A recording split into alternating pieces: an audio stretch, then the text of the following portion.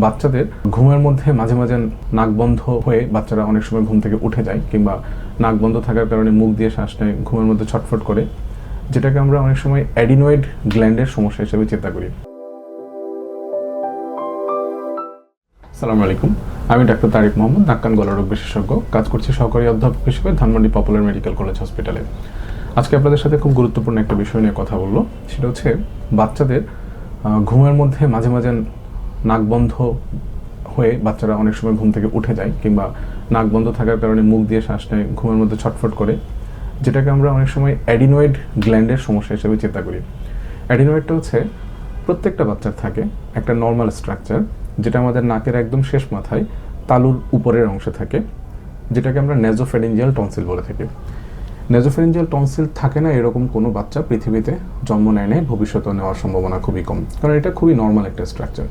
কিন্তু আমাদের খেয়াল রাখতে হবে যে আমাদের শরীরে যেসব রোগ হয় সেগুলো কোনো একটা নর্মাল স্ট্রাকচারে অ্যাবনর্মাল কোনো একটা জিনিস হয়ে তারপরে রোগটা তৈরি করে। তার মানে এই অ্যাডিনয়েড গ্ল্যান্ডটাও রোগ তৈরি করার একটা কারণ হতে পারে।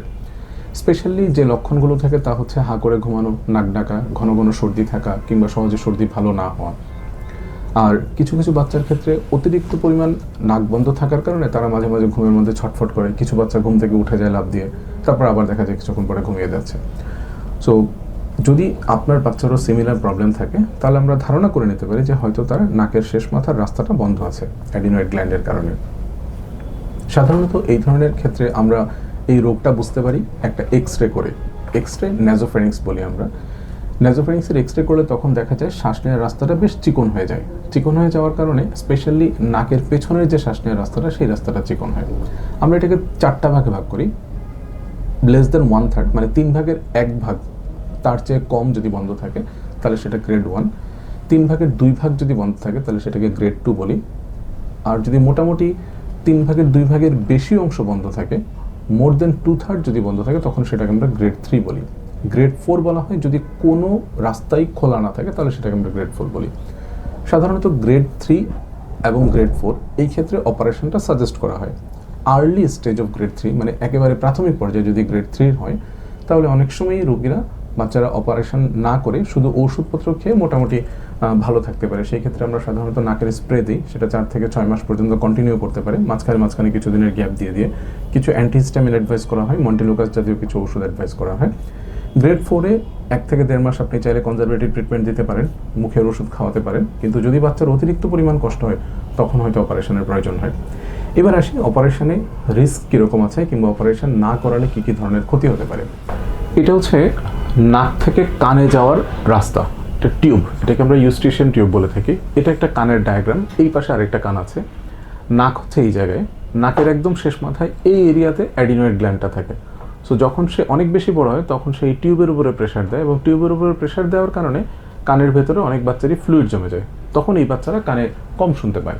তো আমরা যখন এক্সরে করাই তখন এক্সরেতে দেখা যায় এই ধরনের একটা ছবি পাওয়া যায়, যেখানে এই জিনিসটাকে দেখা যায়, এটা হচ্ছে অ্যাডিনয়েড গ্ল্যান্ড, এটা হচ্ছে তার তালু, এই হচ্ছে নাক। সাধারণত এই রাস্তা দিয়ে শ্বাসটা এই দিক হয়ে তারপর শ্বাসনালীতে যায়।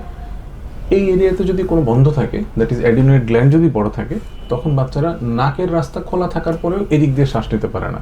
এই ছবিটাতে খেয়াল করলে দেখা যাচ্ছে এখানে খুব কালো একটা লাইনের মতো আছে, যেটা হচ্ছে শ্বাস নেওয়ার রাস্তা। অ্যাডিনয়েড বড় হওয়ার কারণে এই রাস্তাটা অনেক বেশি কম্প্রোমাইজ হয়ে গেছে, চিকন হয়ে গেছে, যার কারণে এই বাচ্চাটা শ্বাস নিতে প্রচণ্ড রকম কষ্ট হচ্ছিল। যখন এই ধরনের প্রবলেম থাকে যে নাকের পেছনে শেষ মাথায় এই অ্যাডিনয়েড গ্ল্যান্ডটা বড়, তখন সে কানের উপরে প্রেশার দেওয়ার কারণে, যেটা বললাম যে কানের শ্রবণ শক্তি কমে যেতে পারে, কিংবা বাচ্চারা কানে কম শুনতে পারে। যেসব বাচ্চারা অনেক দিন ধরে হাঁ করে ঘুমায়, ঘুমের মধ্যে নাক ডাকে, কন্টিনিউয়াস হাঁ করে থাকার কারণে তাদের মুখের সামনের পাটির দাঁতগুলো উঁচু হয়ে যায়, তালুটা অনেক বেশি উঁচু হয়ে যায়, কনিক্যাল শেপের মতো হয় অনেকটা, এবং চোখে এবং নাকে কিছু পরিবর্তন আসে, যেই পরিবর্তনগুলো দিয়ে আমরা এটাকে অ্যাডিনয়েড ফেসিস বলি, বা এই বাচ্চাদের অ্যাডিনয়েডের কারণে এই ফেসটা ডেভেলপমেন্ট হয়। এটা সাধারণত যারা অনেক দিন ধরে এই রোগে সাফারার থাকে তাদের ক্ষেত্রে হয়। এখন এই রোগের লক্ষণগুলো আসলে আস্তে আস্তে হয়, ধীরে ধীরে আসে, মানে কম জটিলতার যে লক্ষণগুলো সেগুলো ধীরে ধীরে হওয়ার কারণে অনেক বাবা মারাই বুঝতে পারেন না যে অ্যাকচুয়ালি কী কারণে হচ্ছে। সো আমার সাজেশন থাকবে যে কোনো বাচ্চার যদি এরকম প্রবলেম থাকে যে সে অনেক দিন ধরে হাঁ করে ঘুমাচ্ছে, ঘুমের মধ্যে নাক ডাকছে, নর্মাল যে ওষুধগুলো আমরা দিয়ে থাকি, নাকের স্প্রে, অ্যান্টিহিস্টামিন, মন্টেলুকাস, এই গ্রুপের ওষুধও সে ভালো হচ্ছে না, তাহলে আপনার বাচ্চাকে অবশ্যই একজন নাক কান গলা ডাক্তার দেখান। উনার সাজেশন অনুযায়ী আপনি যদি প্রয়োজন হয় সার্জারি করবেন, যদি প্রয়োজন হয় সার্জারি না করে অপেক্ষা করার যদি পরামর্শ দিয়ে থাকে তাহলে সেটা করবেন। কানের শ্রবণ শক্তির পরীক্ষা করবেন। কানের পর্দার পেছনে যদি ফ্লুইড জমে থাকে তাহলে সেই ফ্লুইডটাকে ড্রেনেজের ব্যবস্থা করতে হয়, সেটাও একটা সার্জিক্যাল প্রসিডিওর। সো এটা নির্ভর করবে আসলে অপারেশন করা লাগবে কি লাগবে না, সম্পূর্ণ নির্ভর করে রোগীর লক্ষণের উপর এবং ঔষধে বেনিফিট যদি না পায় সেসব ক্ষেত্রে অপারেশনে যেতে হয়। যদি অপারেশন করানোর প্রয়োজন হয় তাহলে সেটা করে নেবেন। এই ধরনের অপারেশনগুলো বর্তমানে অনেক নতুন নতুন প্রযুক্তি এসেছে, যেমন আমরা এখন কবলেশন মেশিন দিয়ে অপারেশনগুলো করি। কবলেশন মেশিন দিয়ে অপারেশন করলে রক্তক্ষরণ অনেক বেশি কম হয়, অপারেশন পরবর্তীতে ব্যথা তুলনামূলক কম থাকে, ফ্যাসিলিটি অনেকগুলোই আছে। আমরা যে পপুলার হসপিটালে কাজ করছি এখানে আমাদের 4K মনিটর আছে, HD মনিটর আছে। সো আমরা চাইলে খুব বেটার ফ্যাসিলিটি, বেটার ইমেজ দিয়ে খুব ভালোভাবে দেখে টিভিতে দেখে দেখে অপারেশনটা করতে পারি। সো এটা নির্ভর করবে আসলে সার্জারি আসলেই লাগবে কিনা। এসব সার্জারির ক্ষেত্রে বয়স কোনো ফ্যাক্ট না, ফ্যাক্ট হচ্ছে যে প্রয়োজনীয়তা। অপারেশন লাগলে করাবেন, না লাগলে অযথা করাবেন না। আশা করি এই ভিডিওটা আপনাদের কাজে লাগবে। ভালো থাকবেন। আসসালামু আলাইকুম, আল্লাহ হাফেজ।